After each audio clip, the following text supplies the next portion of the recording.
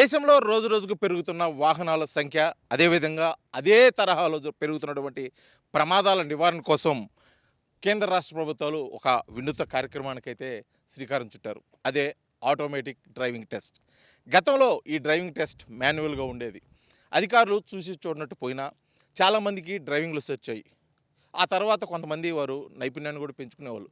కానీ ఇప్పుడు పూర్తిగా డ్రైవింగ్ లైసెన్స్ రావాలంటే నైపుణ్యం పూర్తి స్థాయిలో ఉంటేనే డ్రైవింగ్ లైసెన్స్ వచ్చే పరిస్థితి అయితే ఇప్పుడు నెలకొంది. దానికి ప్రధాన కారణం ఇక్కడ చూస్తున్నటువంటి ఈ అరేంజ్మెంట్స్. అసలు ఈ అరేంజ్మెంట్స్ ద్వారా ఒక వాహనం నడిపేదాని కోసం లైసెన్స్ కోసం వచ్చే వ్యక్తికి ఎటువంటి ఉపయోగం, అసలు లైసెన్స్ రావాలంటే ఎటువంటి ప్రమాణాలు పాటించాలి, అసలు దీనివల్ల ముఖ్య ఉపయోగాలు ఏంటో మనతో పాటు మాట్లాడేదాని కోసం ప్రకాశం జిల్లా డీటీసీ సుశీల గారు, అదేవిధంగా వెహికల్ ఇన్స్పెక్టర్ ఉన్నారు. వారి మాటలు తెలుసుకునే ప్రయత్నం అయితే ఇప్పుడు చేద్దాం. మేడం చెప్పండి, గతంలో ఎన్నడూ లేదు, ఇటీవల కాలంలో మన ఆంధ్రప్రదేశ్లో ఈ నూతన విధానాన్ని మారుతి సుజుకి అదేవిధంగా ఏవిఎల్ ద్వారా ఈ విధానం అయితే తెర మీదకి రావడం జరిగింది. అసలు ముఖ్యంగా ఈ ఆటోమేటిక్ డ్రైవింగ్ లైసెన్స్ ప్రవేశపెట్టడం వల్ల కలిగే ముఖ్యంగా వాహనదారుడు కలిగే ఉపయోగాలేంటి? ప్రతి ఒక్క వాహనదారుడు రోడ్డు మీద ప్రయాణించేటప్పుడు ఎట్లా జాగ్రత్తగా వెళ్ళాలి, ఏ నిబంధనలు పాటించాలి అనే దాని మీద ఈ ట్రాక్‌లో కంప్లీట్‌గా వాళ్ళు నేర్చుకొని డ్రైవింగ్ చేసి వాళ్ళ లైసెన్స్ తీసుకోవడం జరుగుతుంది. వారు ప్రయాణించేటప్పుడు లెఫ్ట్ సైడ్ వెళ్ళటము, ఎదురు వెహికల్ వచ్చేది మనం గమనించడము, హెల్మెట్ పెట్టుకోవడము, ఇవన్నీ గూడా మనకి రోడ్డు మీద తీసుకోవాల్సినటువంటి జాగ్రత్తలు. ఆ జాగ్రత్తల్లో ఆ నిబంధనల ప్రకారం మనక్కడ ట్రాక్‌లో ఎట్లా డ్రైవ్ చేయాలి, డ్రైవ్ చేయడం వలన ఎలాంటి ఉపయోగాలుంటాయి, ఎట్లా ట్రాక్ మీద ఎట్లా డ్రైవ్ చేస్తే మనం రోడ్డు మీద కరెక్ట్‌గా డ్రైవ్ చేసుకోగలం అనేది వాళ్ళకి అవగాహన కలుగుతుంది. అయితే ముఖ్యంగా గతంతో పోల్చుకున్నట్టయితే ఒక చిన్న మార్జిన్ విషయంలో కానీ, లేకపోతే ఏదన్నా చూసి చూడనట్టు ఒకవేళ ఇంజిన్ ఆగిపోయినా, లేకపోతే ఒకవేళ ఇన్ టైం కాకపోయినా కూడా లైసెన్స్ ఇష్యూ చేసే పరిస్థితి ఉంది. కానీ ఇది ఆటోమేటిక్ విధానం వల్ల కూడా చిన్న తప్పుదాన్ని కూడా పట్టుకొని డ్రైవింగ్ లైసెన్స్ రావడానికి ఇబ్బంది పడే పరిస్థితి ఉంది కదా! దీన్ని ఎలాగా చూడొచ్చంటారు? ఇది చెప్పాలి అంటే చాలా మంచి సిస్టమ్ అండి. ప్రతి ఒక్కరు గూడా దీంట్లో ప్రయాణించినప్పుడు వారు తీసుకున్నటువంటి జాగ్రత్తలు ఏవైతే ఉన్నాయో అవి రోడ్డు మీద వీళ్ళు ఇంప్లిమెంట్ చేయడానికి కూడా అవకాశం ఉంటుంది. ఏదైనా సడెన్‌గా వెహికల్ ఎదురొచ్చినా గానీ, మనం స్టార్ట్ అవ్వడం గానీ, లేట్ అవ్వడం అంటే పార్కింగ్ విషయంలో ఇట్లా వచ్చినప్పుడు వాళ్ళు ఇక్కడ ఆ విధానం అంతా గూడా ఇక్కడే వచ్చేస్తుందనమాట. ఆ ప్రొసీజర్ అంతా ఇక్కడ వాళ్ళు చూసుకుంటారు. చూసుకొని జాగ్రత్తగా రోడ్డు మీద ఎళ్ళేటప్పుడు జాగ్రత్తగా వెళ్తూ ఉంటారు.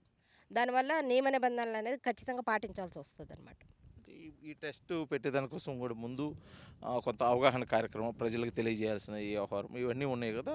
దీనికి ఇప్పటికి ప్రజలకి అంటే ముఖ్యంగా వాహనదారులు లైసెన్స్ తీసుకునే దానికోసం అవేర్‌నెస్ ప్రోగ్రామ్ గాని ఏమన్నా చేయడం జరిగిందా? అవేర్‌నెస్ ప్రోగ్రామ్ అనేది మనము ప్రతిరోజు డ్రైవింగ్ లైసెన్స్‌లు వచ్చిన వాళ్ళందరికీ గూడా మనం ఇస్తున్నాము. ఇన్స్‌పెక్టర్ గారు టేబుల్ పెట్టి అక్కడే వాళ్ళకి ముందు ఎట్లా వెళ్ళాలి, లోపలికి ఎట్లా వెళ్ళాలి, ఎక్కడ ఆగాలి, ఎన్ని సెకండ్స్ ఆగాలి అనేది అదంతా గూడా క్లియర్‌గా ఇన్స్‌పెక్టర్ గారు వారికి అవేర్‌నెస్ క్రియేట్ చేస్తున్నారు. ఆ తర్వాత మాత్రమే టెస్ట్‌కి అలౌ చేస్తున్నామనమాట. ఆ విధంగా మనం వాళ్ళకి గైడెన్స్ ఇస్తున్నాము. అంటే ఇప్పుడు మీరు ఈ కొత్త నూతన విధానాన్ని ప్రవేశపెట్టిన తర్వాత ముఖ్యంగా ఈ ట్రాక్ మీద ఈ ఆటోమేటిక్ సిస్టమ్ ద్వారా అంటే వాహనదారుల లైసెన్స్‌కి వచ్చిన వాళ్ళు ఎవరైనా అబ్జెక్ట్ చేయటం గానీ, ఇటువంటి సమస్యలు ఉన్నాయి మేడం అని చెప్పేసి మీ దృష్టికి తీసుకురావడం గానీ ఏమైనా జరిగిందా? అటువంటి సమస్యలు ఎవరైతే తేలేదు. కానీ మేము వారి యొక్క ఎందుకు పాస్ అవ్వట్లేదు అనేది విధానంలో మేము ఆలోచించినప్పుడు చిన్న చిన్న మిస్టేక్స్ కాలు కింద పెట్టడము, లేదంటే 1 సెకండ్ ఆగాల్సిన చోట ఆగకుండా వెళ్ళిపోవడము, ఇలాంటియన్నీ జరగడం వలన వాళ్ళు ఫెయిల్ అవ్వడం జరుగుతుంది.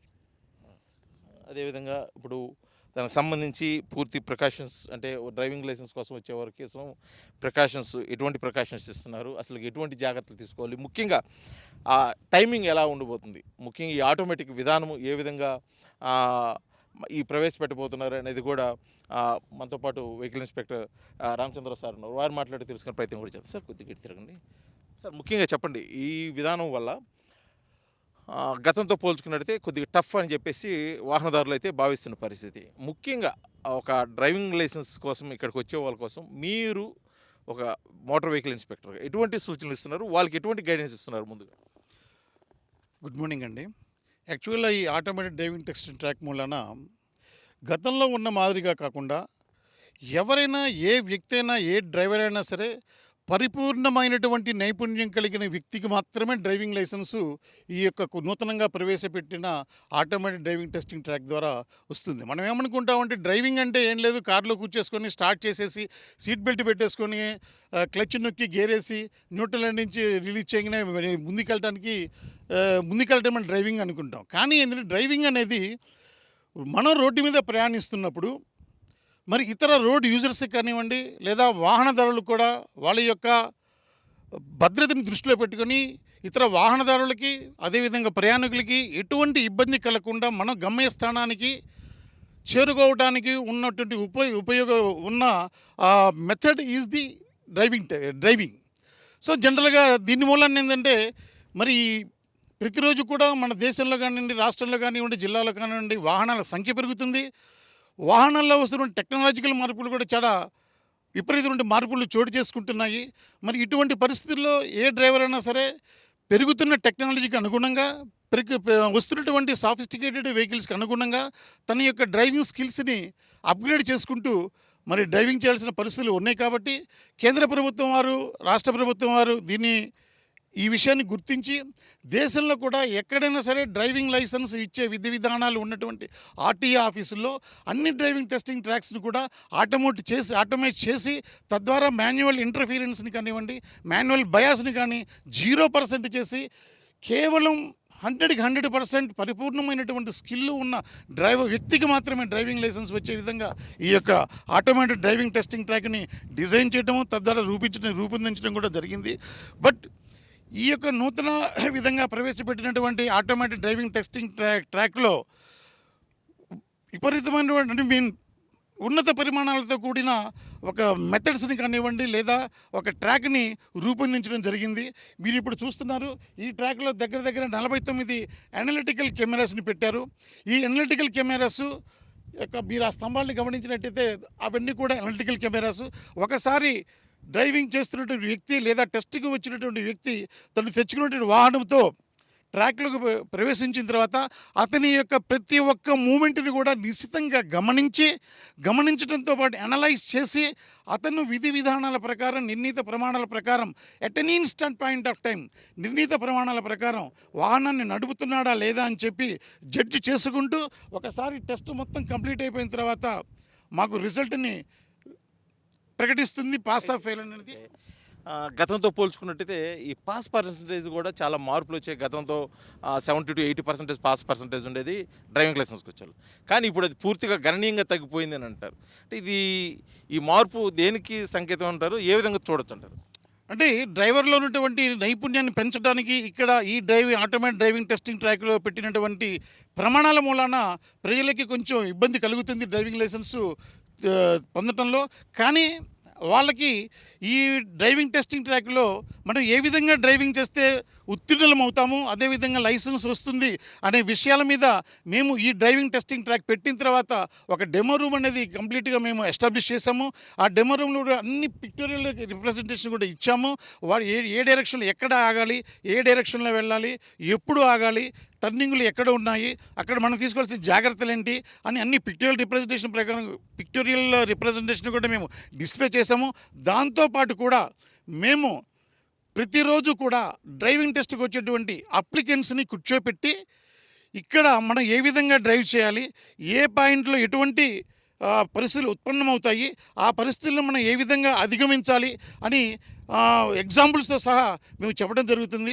ఫర్ ఎగ్జాంపుల్ కారు టెస్టింగ్ చేస్తున్న వ్యక్తి ఇక్కడికి వచ్చిన తర్వాత అది బ్యారికేడ్ ఉంది, ఆ బ్యారికేడ్ ఓపెన్ అయిన తర్వాత ఇతను ఈ విధంగా డ్రైవ్ చేసుకుంటూ వస్తాడు. ఇతను వచ్చేటప్పటికి ఇక్కడ మాకు red green light traffic lights ఏవైతే ఉన్నాయో రెడ్ గ్రీన్ ఆరెంజ్ అదే సీక్వెన్స్లో ట్రాఫిక్ లైట్స్ ఉంటాయి. ఈ ట్రాఫిక్ లైట్స్ కూడా ప్రతి ఒక్క క్యాండిడేట్కి ఒక నిర్ణీతమైన ఫార్మేట్లో కాకుండా చాలా ర్యాండమ్గా, అంటే ఫర్ ఎగ్జాంపుల్ నేను ఇక్కడ వచ్చేటప్పటికి రెడ్ గ్రీన్ లైట్ వెలుగుతుంటుంది, ఇంకో క్యాండిడేట్ టెస్ట్కి వచ్చినప్పుడు అతనికి maybe orange light green light వెలుగుతూ ఉండొచ్చు అనమాట. సో ఒక వ్యక్తి టెస్టింగ్కి వచ్చినప్పుడు ఏ లైట్ అయితే వెలుగుతుందో ఆ లైట్ని గమనించి దానికి అనుగుణంగా ఆగాల. ఫర్ ఎగ్జాంపుల్ నేను డ్రైవింగ్ టెస్టింగ్ ట్రాక్ వచ్చాను, ఇక్కడ నేను రెడ్ లైట్ చూసా. రెడ్ లైట్ చూసినప్పుడు నేనేం చేయాలి, జీబ్రా క్రాసింగ్ ప్రతి స్టాప్ లైన్ దగ్గర జీబ్రా క్రాసింగ్స్ ఉంటాయి. జీబ్రా క్రాసింగ్ రెడ్ లైట్ వెలిగినప్పుడు మనం స్టాప్ లైన్ దగ్గర ఆగుతాం. బట్ జనరల్ జనరల్ ప్రాక్టీస్ మనం రోడ్డు మీద వెళ్తున్నప్పుడు కూడా రెడ్ లైట్ పడినప్పుడు ఎవరైనా సరే జీబ్రా క్రాసింగ్ మీద అవుతారు. అంటే అది కరెక్ట్ విధానం అనుకుంటాడు. కానీ ఇక్కడ ఏంటంటే రెడ్ లైట్ వెలిగినప్పుడు స్టాప్ లైన్కి ముందున్నటువంటి జీబ్రా క్రాసింగ్ లైన్స్కి కూడా ముందు ఆగాల. స్టాప్ లైట్ ఎందుకు పడింది అసలు? అక్కడ జీబ్రా క్రాసింగ్స్ ఎందుకు పెట్టాం? Because some pedestrians are waiting they to cross the road. So వాళ్ళకి ఫెసిలిటేట్ చేయడానికి ఈ లైట్ ద్వారా మనం ప్రజలకి ఇస్తామన్నమాట, ఆగాలి, ఫలానా చోట ఆగాలి అని. స్టాప్ లైన్ ముందు పెడెస్ట్రియన్ క్రాసింగ్స్ మనం ఆగినప్పుడు అక్కడ ఉన్న పబ్లిక్ పెడెస్ట్రియన్స్ ఈ పెడెస్ట్రియన్ క్రాసింగ్ ద్వారా రోడ్డుని క్రాస్ చేస్తారు. సరే, అయితే ముఖ్యంగా ఇన్ని ప్రికాషన్స్ ఇస్తున్నారు, ఇంత ఆటోమేటివ్ విధానం తీసుకొచ్చారు కదా. టైమింగ్స్ అంటే గతంలో అయితే టైమింగ్స్కి పెద్దగా వెసులుబాటు ఉండేది, అంటే మీ చేతిలో ఉండేది కాబట్టి అది మీరు చూసి చూడనట్టు పోయేవాళ్ళు, కొంతమందికి వచ్చేది, కొంతమంది ఫెయిల్ అవుతూ ఉండేవాళ్ళు. కానీ ఇప్పుడు 2 వీలర్కి టైమింగ్స్ ఎలా ఉండేది, 4 వీలర్స్కి టైమింగ్స్ ఎంత టైం లోపల ఈ డ్రైవింగ్ టెస్ట్ కంప్లీట్ చేయాల్సి ఉంటుంది? 2 వీలర్ కానీ 4 వీలర్ కానీ లేదా హెవీ లైసెన్స్ టెస్ట్ కూడా టైమింగ్ అనేది 270 సెకండ్ల నుంచి 360 సెకండ్స్ లోపు ఫిక్స్ చేయడం జరిగింది. ఏ వ్యక్తి అయినా సరే తను టెస్ట్ని ఈ యొక్క నిర్ణీత సమయంలో కంప్లీట్ చేయాల్సి వస్తుంది. నిర్ణీత సమయంలో ఈ టెస్ట్ని కంప్లీట్ చేయాల్సి వస్తుంది. ఫర్ ఎగ్జాంపుల్ ఎవరైనా సరే 360 మించి టైం తీసుకుంటే అతను స్లోగా వెళ్ళడం జరుగుతుంది, and at the same time అతనికి బ్యాలెన్స్ కూడా తప్పడం జరుగుతుంది. లేదా చేసే వేరే తప్పుదాల వల్ల కూడా టైము ఎక్కువ తీసుకోవడం జరుగుతుంది. ఫర్ ఎగ్జాంపుల్ ఒక క్యాండిడేట్ అన్ని విధాల అన్ని ప్యాటర్న్స్ చేశాడు, పార్కింగ్లు చేశాడు, అన్ని చోట్ల కూడా పాటించాల్సినటువంటి విధి విధానాన్ని పాటించాడు. బట్ అతను 270 సెకండ్ల కన్నా తక్కువలో మన టెస్ట్ ముగిస్తాడు. దానికి కారణం ఏంటంటే because of over speed.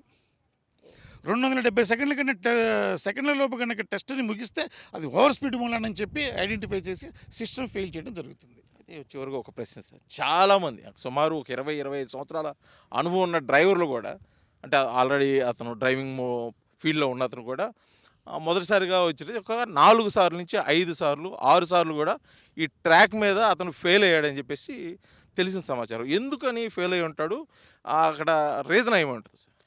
But first thing ఏంటంటే ఎవరి వ్యక్తి కూడా 5-6 సార్లకైతే రాలేదండి. మ్యాక్సిమం ఇప్పటికి 3 టైమ్స్ రిపీటెడ్గా టెస్ట్కి రావడం జరిగింది.